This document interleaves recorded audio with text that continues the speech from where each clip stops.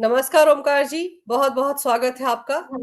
नमस्कार अंजू जी, याद करने के लिए और आपका धन्यवाद और आपके दर्शकों को भी नमस्कार। सर, भारत रशिया से ऑयल खरीदता रहा है। अभी थोड़े दिन पहले ये ऐलान हुआ कि अब तो रशिया और ज़्यादा तेल भारत को देना चाहता है जब से ईरान संकट खड़ा हुआ। लेकिन अब अमेरिका ने बीच में कूदकर जिस तरह से स्कॉट बेसेंट ने एक ट्वीट किया जिसमें लिखा कि हम भारत को 30 दिन के लिए रियायत दे रहे हैं कि वो रूस से तेल खरीद सकता है। इसको लेकर घर में बवाल मच गया है। राहुल गांधी कह रहे हैं कि अब हमारी विदेश नीति को डिक्टेट करेंगे अमेरिकन्स, वो बताएंगे हमको क्या करना चाहिए और फिर उनके निशाने पर फिर पीएम मोदी की कॉम्प्रोमाइज प्रधानमंत्री। देखिए, पहली बात तो ये है, आपने खुद ही बताया है कि भारत ने कभी भी रूस से तेल खरीदना बंद ही नहीं किया है। जनवरी में जितना खरीदा था, फरवरी में उससे ज्यादा के ऑर्डर थे रूस के पास। फरवरी में वो सारा हम लोगों को डिलीवर हो चुका है। अभी हुआ क्या है कि इस युद्ध के चलते जो हॉर्मुज स्ट्रेट है वहां पर आवाजाही बंद हुई है, कम हो गई है, ना के बराबर है। और ये ईरान के साथ लगता हुआ पूरा इलाका है। तो जो अंतर्राष्ट्रीय व्यवहार और व्यापार होता है और जो शिप्स जाते हैं, टैंकर जाते हैं कच्चे ईंधन के या रिफाइंड ऑयल के, वो सब इसी रास्ते से, हॉर्मुज स्ट्रेट से होकर के जाते हैं। दो रास्ते हैं, एक अपना जलडमरू मार्ग जो हमारे हिंद महासागर में भारत के पास है, और दूसरा ईरान के पास है। ये इस एरिया की अगर हम बात करें, एशिया पैसिफिक की बात करें, तो ये चूंकि वहां पर हॉर्मुज स्ट्रेट में अपने करीब करीब 23,000 नाविक इस समय फंसे हुए हैं भारत के। अलग अलग शिप्स पर हैं, वो दुनिया भर के शिप्स वहां से जाते हैं, आते हैं, उनको भी अभी निकालना है। लेकिन जो पॉइंट आपने उठाया है कि भाई लेना एक ना देना दो, आप विदेश नीति के बारे में कुछ जानते समझते नहीं हैं, या जानते समझते हैं तो जानबूझ करके चुनावी फायदे के लिए रायता फैलाने की कोशिश कर रहे हैं, क्योंकि 5 स्टेट में चुनाव है भाई। बंगाल में है, तमिलनाडु में, पुडुचेरी में, असम में, केरल में। आपको लग रहा है कि जितना अटैक किया जा सके मुद्दों को बना करके मोदी सरकार पर, उतना आप अटैक करो। लेकिन वास्तविकता क्या है?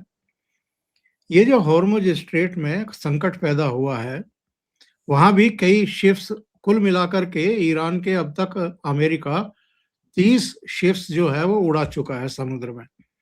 ये हिंद महासागर में भी उसका एक युद्ध पोत जा रहा था। अब बहुत सारे लोग कह रहे हैं कि जी उसमें तो हथियार भी नहीं थे।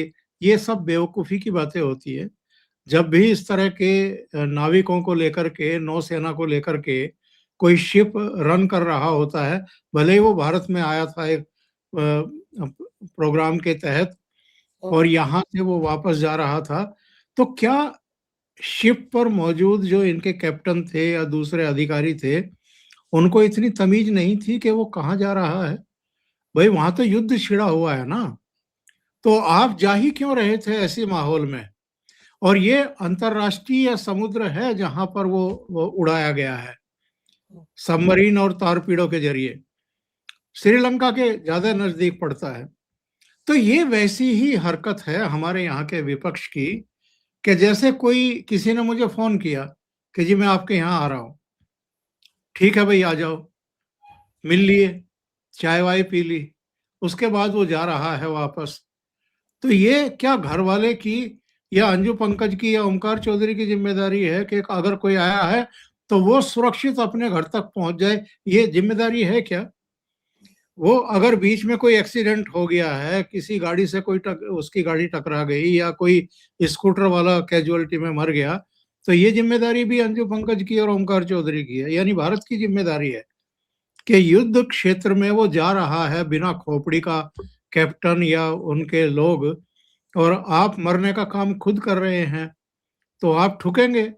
और देखिए, युद्ध में बहुत कुछ होता है। इस समय 15 देशों पर अटैक हो रहे हैं, अलग अलग देश कर रहे हैं, और 3 यूरोपियन कंट्रीज जो अभी तक फैसला नहीं कर पा रहे थे कि हमें शामिल होना चाहिए नहीं होना चाहिए, उनको भी होना पड़ा, क्योंकि साइप्रस की तरफ भी 2 मिसाइलें उड़ा दी इसने, ईरान ने। तो ईरान की इस समय खोपड़ी घूमी हुई है, वो किसी को भी मार रहा है, तो अमेरिका क्यों छोड़ेगा उसको? जहां मिलेगा वो उसको मारेगा। वही हुआ है, इतना ही मामला है, इससे ज्यादा नहीं है। अब यहाँ जो ये तूल दे रहे हैं कि जी वो तो भारत का मेहमान था, वो मेहमानों को उनके घर तक छोड़ने की जिम्मेदारी नहीं होती है किसी की। कोई सोनिया गांधी से मिल करके जा रहा है तो सोनिया गांधी उसकी जिम्मेदारी लेगी कि वो सुरक्षित अपने घर पहुंच जाए। बीच में उसका मर्डर भी हो सकता है, कहीं एक्सीडेंट भी हो सकता है, कोई दूसरी घटनाएं भी हो सकती हैं। तो बेवकूफी की बातें ये लोग कर रहे हैं। जहां तक ये बेसेंट के बयान का सवाल है, तो बेसेंट से बजाय ये पूछने के कि भाई हु आर यू, आप कौन होते हैं ये बयान देने वाले? भाई भारत तो पहले से ही रूस से तेल खरीद रहा है, अभी भी तेल खरीद रहा है, आगे भी तेल खरीदेगा।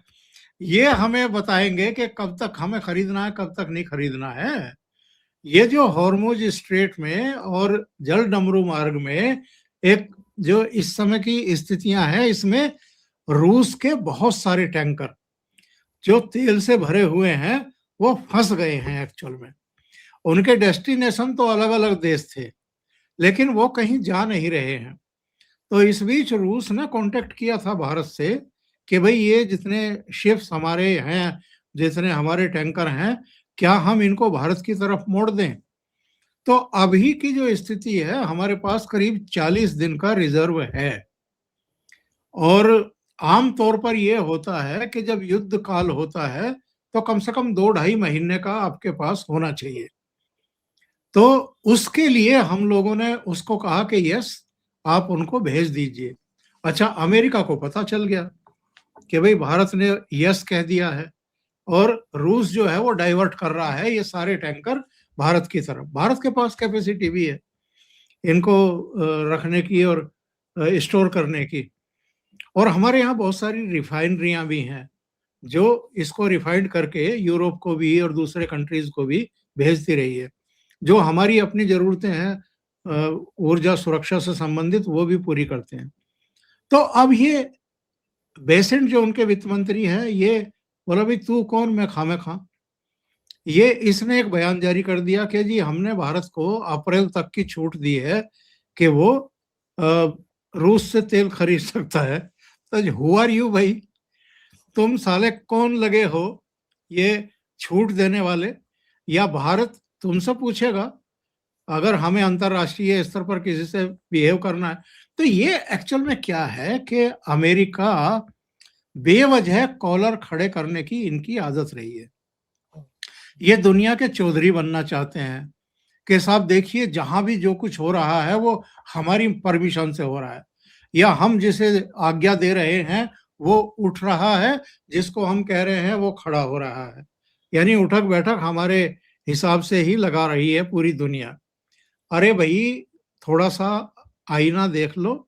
8.5 महीने तक तुम्हें किस तरीके से होल्ड पे रखा है, तुम्हारे राष्ट्रपति को किस तरह होल्ड पे रखा है। भारत के प्रधानमंत्री ने 4-4 फोन कॉल रिसीव नहीं की। 4 डेस्टिनेशन पर जहां बुलाना चाह रहा था डोनाल्ड ट्रंप, मोदी जी गए नहीं। और अभी भी कोई मुलाकात करने का इरादा नहीं है, इसके बावजूद कि ट्रेड डील साइन होने वाली थी मार्च में ही। तो ये अमेरिका का अपना एक तौर तरीका होता है दुनिया को मैसेज भेजने का, और इसमें कुछ पगलाए हुए लोग राजनीतिक कारणों से आ जाते हैं।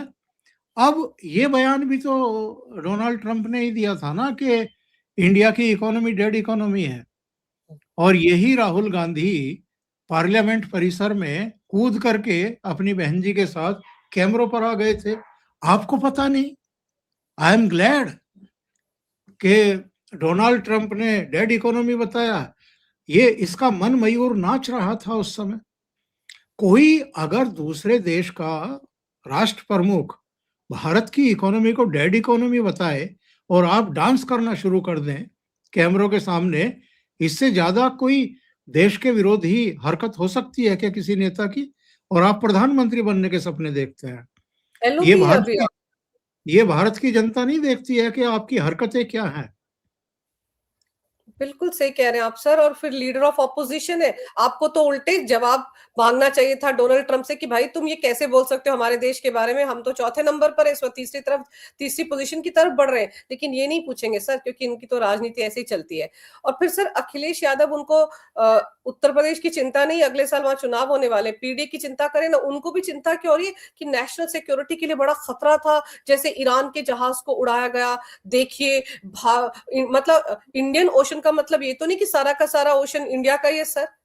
भारत की जो सीमा है वहां तो ये सब कुछ नहीं हुआ ना, तो वो भी ये सवाल उठा रहे थे। मतलब आजकल इंटरनेशनल एक्सपर्ट बन गए हैं सर सारे के सारे। मैंने कहा ना कि युद्ध काल में बहुत कुछ होता है। आप मुझे ये बताइए कि साइप्रस की क्या गलती थी? वहां तो ब्रिटिश सेनाएं जो है वो तैनात थी अपने बेस पर। वहां पर ईरान ने क्यों अटैक वो किया। अच्छा दुबई में क्यों आप अटैक कर रहे हैं? दुबई तो एक शांत जगह है, लेकिन वहां भी इंटरनेशनल एयरपोर्ट पर मिसाइलें आकर के गिरी। कई जगह हुआ है ऐसा। तो जहां केवल आप इसलिए कि आपको सऊदी अरब के ऊपर अटैक करना है क्योंकि सऊदी अरब का नाम आ गया था कि उसने बार बार प्रेशराइज किया अमेरिका को कि भाई आप ये सही समय है, आप हमला करिए ईरान पर। अच्छा यूएई अगेन उस पर आप अटैक कर रहे हैं। तो ये सारी हरकतें ईरान की बताती हैं कि वो खुद पूरे क्षेत्र को युद्ध क्षेत्र में झोंक देना चाहता है। और जहां जहां अमेरिका के बेस हैं, कतर हो, बहरीन हो, जहां भी हैं, उन सबको टारगेट कर रहा है। और वो केवल अमेरिका के बेस को टारगेट नहीं कर रहा है, वो दूसरी जगह भी टारगेट कर रहा है। तो ऐसे ही अब अमेरिका पूरे समुद्री क्षेत्र में जहां जहां ईरान के युद्धपोत हैं, वो 30 से ज्यादा युद्धपोत डुबो चुका है ऑलरेडी। तो उसको एक यहाँ दिखाई दिया, वो अंतरराष्ट्रीय उसमें था, क्षेत्र में था, भारत के क्षेत्र में नहीं था। तो उसने उसको उड़ा दिया। तो ठीक है, उड़ा दिया तो उड़ा दिया। अब इसमें भारत काहे को छाती पीटे भाई? आपको पीटनी है राजनीतिक कारणों से, आप पीटिए, बल्कि और ज्यादा ऊंची आवाज में श्यापा करिए ताकि आपकी आत्मा को संतुष्टि मिले। तो ये सब एक्चुअल में क्या है अंजू जी, अगर हम बड़े कैनवास को देखें, देखिए अब हमारे यहाँ का विपक्ष अब पूरी तरीके से हताश और निराश हो चुका है। तीसरी बार इन्होंने विदेशी ताकतों के साथ भी मिलकर के, देश के भीतर की ताकतों से मिलकर के भी मोदी को रोकने की कोशिश की थी, नहीं रोक पाए। बीजेपी को नुकसान हुआ, लेकिन एनडीए को 293 सीटें आ गई, वो तीसरी बार प्रधानमंत्री बन गए।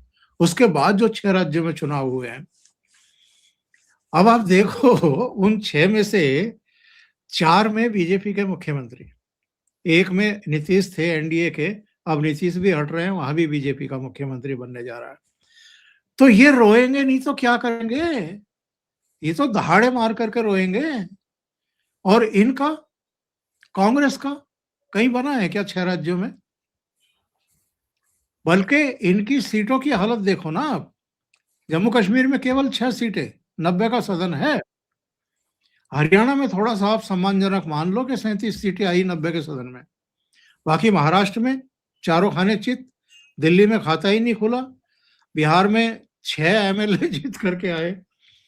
तो ये दुष्प्रचार नहीं करेंगे मोदी जी के खिलाफ तो क्या करेंगे? मोदी जी का जलवाए जलाल जो है वो तो बिल्कुल एकदम चरम पे है इस समय।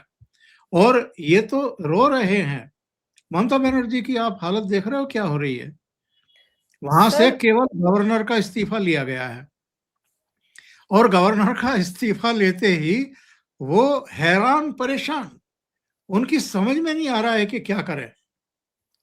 अब वो इस्तीफा क्यों लिया है वो भी अपने आप में एक रहस्य का विषय है। उनको घर ही बैठा दिया गया है, बल्कि उनको कहीं दूसरी जगह तैनात भी नहीं किया गया है। तो ये सारी चीजें जो हैं ये इनको परेशान कर रही है, क्योंकि झटके पर झटके मिल रहे हैं इनको। भाई बिहार में बीजेपी का चीफ मिनिस्टर बनना बंगाल के चुनाव से ठीक पहले, इसका कितना बड़ा मैसेज बिहार की जनता को, मतदाताओं को चला गया है कि इस समय भारतीय जनता पार्टी की ही धूम है।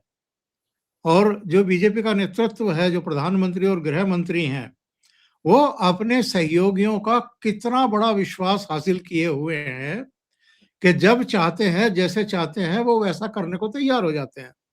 जब 2024 में सरकार बन रही थी केंद्र की, मल्लिकार्जुन खड़गे ने क्या कहा था? ये तो रेत की दीवार की तरह है, अल्प सरकार है, कभी भी भर भरा करके गिर जाएगी। गिर रही है क्या? चंद्रबाबू नायडू कितने बड़े फैन हो गए हैं मोदी जी के। नीतीश कुमार बार बार हमने देखा है कि जब रिसीव करने के लिए पहुंचते थे हवाई अड्डों पर या जनसभाओं में भी आते थे, प्रधानमंत्री नरेंद्र मोदी के पैर छूते थे, उनसे आशीर्वाद लेते थे। ये वही नीतीश कुमार है, कल मैंने एक वीडियो भी बनाया था, कि जिन्होंने जून 2010 में केवल इस बात पर डिनर रद्द कर दिया था बीजेपी के कार्यकारिणी के सदस्यों का, जो पटना में हो रही थी, कि गुजरात के और बिहार के कुछ अखबारों में एक विज्ञापन छप गया था गुजरात सरकार का, जिसमें यह बताया गया था कि बाढ़ पीड़ितों की मदद के लिए हमने बिहार में 5 करोड़ रुपया भिजवाया है। तो उसको लेकर के नीतीश इतने चिढ़े कि उन्होंने रात्रि भोज जो एग्जीक्यूटिव के लिए, जिसमें अटल जी थे, अडवाणी जी थे, तमाम दिग्गज थे, उनका भोज तक रद्द कर दिया था। इतना चिढ़ते थे। और 2013 सितंबर में जब मोदी का नाम प्रधानमंत्री पद के लिए आगे किया गया तो उन्होंने नाता तोड़ दिया, वो कांग्रेस और लालू के पास चले गए। तो वो नीतीश, अगर आज मोदी जी चाह रहे हैं कि भाई ठीक है, आप 10 बार मुख्यमंत्री रह लिए, 20 साल का कार्यकाल आपका पूरा हो गया, अब आप केंद्र में आ जाइए, यहाँ आपको किसी अच्छे मंत्रालय में जिम्मेदारी मिलेगी, राज्यसभा में आइए, वो तुरंत तैयार हो गए। कोई हील हुज्जत नहीं, कुछ नहीं। ये कितना बड़ा परिवर्तन है।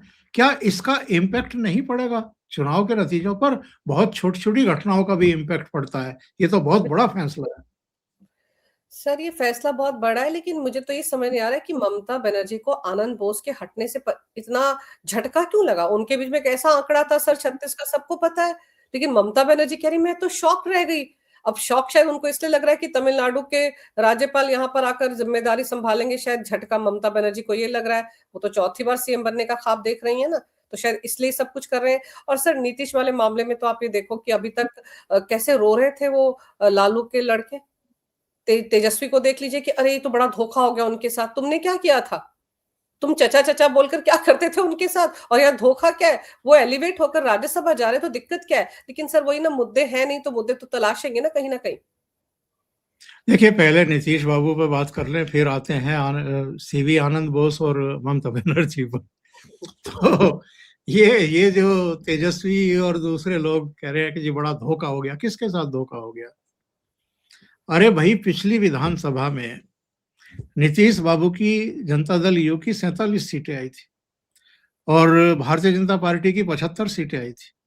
इसके बावजूद मोदी जी ने कहा कि नहीं, नीतीश जी ही मुख्यमंत्री होंगे। पूरा 5 साल दिया उनको, 5 साल चीफ मिनिस्टर रहे 47 सीटों के बावजूद। और भारतीय जनता पार्टी के नेताओं का एक सब्र और अनुशासन के 75 सीटों के बावजूद वो बस डिप्टी चीफ मिनिस्टर बन करके रहे। फिर इस बार का जनादेश देख लीजिए, दोनों के बीच में 5 ही सीटों का अंतर, 84 और 89। 89 बीजेपी की, 84 जनता दल यू की। क्या नीतीश नहीं जानते कि उनके साथ क्या कर रही थी बिहार की जनता? कभी जनता दल यू की सीटें हुआ करती थी 117, 117, 212, 117, फिर ये 71 पर आए और 71 से सीधे 47 पर आ गए। ये क्या संकेत देते हैं कि आपका जनाधार खत्म हो रहा है। इसके बावजूद अगर मोदी जी ने 10वीं बार भी इनको शपथ लेने के लिए कहा कि आप ही मुख्यमंत्री होंगे, तो कितना बड़ा दिल दिखाया था उन्होंने। लेकिन चीजें उसी समय तय भी हो गई थी कि एक समय आएगा जब आप रास्ता दे देंगे और बीजेपी वहां अपना मुख्यमंत्री बनाएगी। ये डे वन से, जब ये 10वीं बार शपथ लिया, उससे पहले तय हो गया था। तो भाई, ये है मामला एनडीए के भीतर का, ये बीजेपी और जनता दल यू नेतृत्व के बीच का मामला है। तो Tejashwi Yadav, who are you? आप कौन होते हैं भाई? और इसलिए डर रहे हैं कि अब बीजेपी का मुख्यमंत्री हो जाएगा तो थोड़ा बहुत जो एक कोना था, सॉफ्ट कॉर्नर था नीतीश कुमार के दिल में लालू और राबड़ी के लिए, वो अब काम नहीं करेगा। क्योंकि कमान अगर बीजेपी के हाथ में होगी तो फिर बीजेपी फैसले करेगी ना।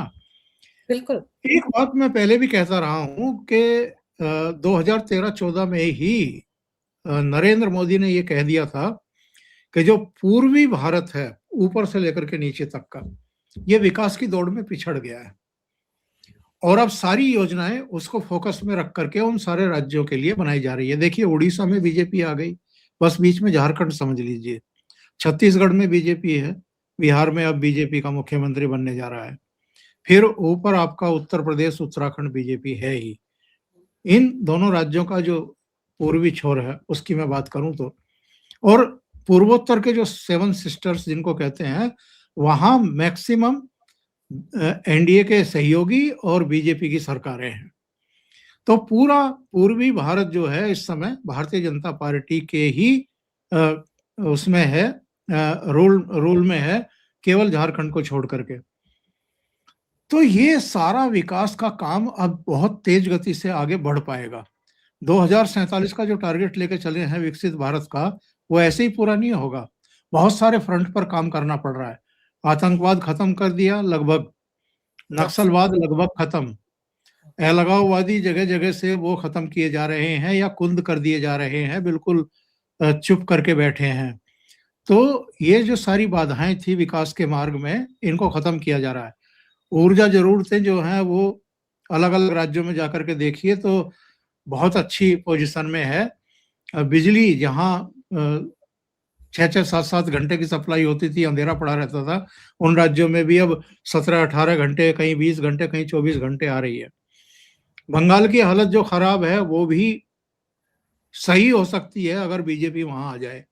और जिन जिन राज्यों की सीमाएं अंतरराष्ट्रीय सीमाओं से लगती हैं, यानी दूसरे देशों से लगती है, वहां पर जो कई तरह की इंसर्जेंसी होती है, दिक्कतें होती हैं, वहां अगर बीजेपी की सरकार होंगी, एक बार अमित शाह ने कहा भी था कि राष्ट्रवादी सरकारें होनी चाहिए ताकि वहां पर फैसले लिए जा सके और उनको लागू किया जा सके। जैसे पश्चिम बंगाल में बाढ़बंदी का काम रुका पड़ा है एक सर्टन एरिया में, क्योंकि ममता बनर्जी का सहयोग नहीं मिला। तो वहां बीजेपी की सरकार होती तो वो कभी का काम हो गया होता। बुलेट ट्रेन केवल इसलिए मंद पड़ी रही क्योंकि उद्धव ठाकरे के मुख्यमंत्री रहते वहां पर सहयोग नहीं मिल रहा था, जमीन का अधिग्रहण नहीं हो रहा था, वो अड़ंगे लगा रहे थे।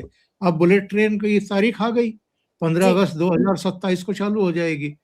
तो ये सारी चीजें हैं। जहां तक सीवी आनंद बोस का सवाल है, तो पिछले कुछ समय से आपने क्या कभी सुना कि कोई कन्फ्रंटेशन हुआ है ममता बनर्जी के साथ उनका? पिछले करीब 7-8 महीने से, 9 महीने से कोई खबर इस तरह की नहीं आ रही थी। तो कहीं ना कहीं ये मैसेज था ऊपर कि भाई कोई ममता बनर्जी और सीवी बोस के बीच में सब कुछ ठीक ठाक चल रहा है। इसका मतलब ये है कि सीवी बोस जो है वो कन्फ्रंट्रेशन करना भूल गए हैं, ऑब्जेक्शन करना भूल गए हैं गलत बातों पर। तो भैया ऐसे में जिस काम के लिए आपको भेजा था कि आप संवैधानिक व्यवस्थाओं को ठीक तरीके से लागू करिए वहां पर, और चीफ मिनिस्टर की हाँ में हाँ मत मिलाइए, या उनको इतना सुविधाजनक शासन मत दीजिएगा राजभवन की तरफ से, लोक भवन की तरफ से, कि वो अब राहत की सांस लें। तो अगर उनको एक झटके से वहां से हटाया जा रहा है, इस्तीफा लिया जा रहा है, तो ममता बनर्जी को झटका क्यों नहीं लगेगा? तो कम शब्दों में दर्शक और आप समझ लीजिए कि कुछ ऐसा हुआ है जिसकी वजह से उनको कहीं और तैनाती ना दे करके सीधे मैसेज दिया गया है और उनको वहां से हटाया गया है इस्तीफा लेकर के। सर, इसके अलावा भी 6-7 राज्यों में फेरबदल किए गए हैं, तो उसकी वजह आपको क्या लगती है? ये रूटीन एक्सरसाइज़ होती है बदलना या फिर कुछ और वजह इनके पीछे? जैसे कविंद्र बिहार कविंद्र बद कविंद्र कविंद्र गुप्ता को भी घर भेजा गया है, ये लद्दाख में उनके कुछ बयान आए थे बीच में, और वो बयान कोई बहुत अच्छे नहीं माने गए उस समय। अ, अगर आप सर्च करेंगी तो वो मिल जाएगा। तो लग रहा था उस समय कि वो लेफ्टिनेंट गवर्नर के पद से एक पॉलिटिशियन की तरह के बयान दे रहे हैं, वो उनको नहीं देने चाहिए। और बाकी तो ये एडजस्टमेंट होते हैं, कुछ नए लोगों को लाना होता है, कुछ पुराने लोगों को रुखसत भी करना होता है या कहीं दूसरे राज्यों में भेजना होता है।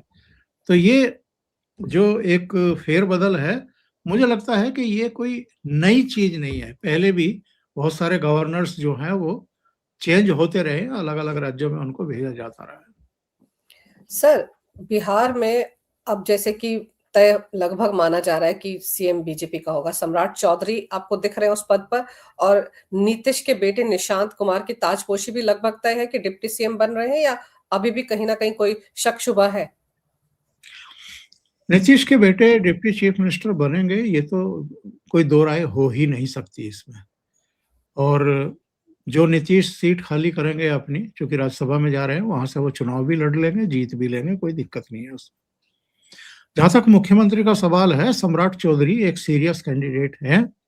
नित्यानंद राय भी हो सकते हैं, और नित्यानंद राय के चांस इसलिए थोड़े से कम हैं कि वो काफी समय से केंद्र की ही राजनीति कर रहे हैं, और गृह मंत्री अमित शाह के ही साथ उनके डिपार्टमेंट में काम कर रहे हैं। तो उनकी सेवाओं की यहाँ केंद्र में भी जरूरत होगी। एक काबिल आदमी है, एक अच्छा चेहरा है, और एक बड़ी कम्युनिटी को बिलोंग भी करते हैं बिहार में जो है। पर सम्राट चौधरी के चांस सबसे ज्यादा है।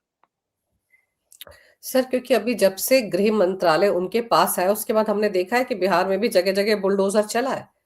तो तब सबने, क्योंकि पहले भी कहा जाता रहा है कि बाबा का बुलडोज़र यहाँ भी चाहिए, तो अगर उनके तेवर भी कुछ ऐसे ही रहते हैं जैसे योगी जी के हैं, तो फिर तो उनका नंबर, आप सही कह रहे हैं कि सबसे ऊपर इस वक़्त दिख रहा है। बिल्कुल सही कह रही हैं। और देखिए, एक मैसेज देना होता है। जिस कम्युनिटी से वो आते हैं, बहुत बड़ी संख्या में बिहार में है वो। तो वो, जब आप मुख्यमंत्री के चेहरे का चयन करते हैं, तो वो केवल अपनी पार्टी को स्ट्रेंथन करने के लिए नहीं करते हैं, दूसरों को ध्वस्त करने के लिए भी, बुलडोज करने के लिए भी किया जाता है। तो वहां पर लालू एंड कंपनी पूरा जो है वो तो बिल्कुल एकदम गस खा के गिरेंगे, और उनको इसी बात का एहसास है। और ये तेजस्वी को जो मरोड़ उठ रही है, वो इसलिए भी उठ रही है क्योंकि उनको सूट करते थे नीतीश कुमार। सम्राट चौधरी सूट नहीं करते। हुँ। इसीलिए सर इतनी खलबली मची हुई है। तो अब सर देखते हैं कि कब तक इन चीज़ों का ऐलान होता है, लेकिन दूसरी तरफ जो रशिया से भारत तेल ले रहा है, उसको लेकर जो प्रोपेगेंडा विपक्ष ने शुरू किया, उनको समझ में आना चाहिए कि अमेरिका ने ही यू टर्न मारा है। पहले यूक्रेन वॉर के टाइम में कहा था कि भारत खरीदे, फिर कहा नहीं खरीदे, भारत तो खरीदता रहा, भारत अब भी खरीद रहा है, डबल आ रहा है वहाँ से। लेकिन उनको तो पोस्टरिंग करनी थी ना, ये दिखावा करना था कि हमारे कहने से हो रहा है, इसलिए कूद कर ये पोस्ट दिया है। बेसिकली अमेरिका ने तो ये भी कहा था कि दिसंबर तक शून्य कर देगा खरीद भारत। हाँ। दिसंबर तक शून्य कर दिया क्या? जनवरी में भी खरीदा है, फरवरी में जनवरी से भी ज्यादा खरीदा है, और अभी भी खरीद रहा है। और अब जितने उनके समुद्र में टैंकर अटके पड़े हैं, वो सब भारत की तरफ मोड़ रहा है रूस। तो इनको राजनीति करने के, बयानबाजी करने के, और इंडियन मीडिया को भी अपने प्राइम कार्यक्रम चलाने के लिए बहुत मौके मिलेंगे, बहुत मौके देगा अमेरिका। वहां भी जोकरों की कमी थोड़ा है, बहुत बैठे हैं। बिल्कुल सर, कोई ना कोई प्रोपेगेंडा इनको चाहिए होता है सर, जिससे कि ये मोदी सरकार को कटघरे में खड़ा करें, लेकिन ये भारत की विदेश नीति ही है, जिसके चलते ये सब कुछ संभव हो पा रहा है। अब तो जो स्ट्रेट ऑफ हॉर्मुज़ है, वहाँ से भी सर ईरान ने भारत के जहाज़ों को निकलने का ऑर्डर जारी कर दिया है। उन्होंने कहा है सिर्फ हम अमेरिका, इज़राइल और कुछ यूरोप के देशों के जहाज़ रोक रहे हैं, बाकी सबको परमिशन दी जा रही है। सर, आपने समय निकाला, विस्तार से इस विषय पर अहम जानकारी मेरे दर्शकों को दी। आपका बहुत-बहुत धन्यवाद। नमस्कार, जय हिंद। जय हिंद।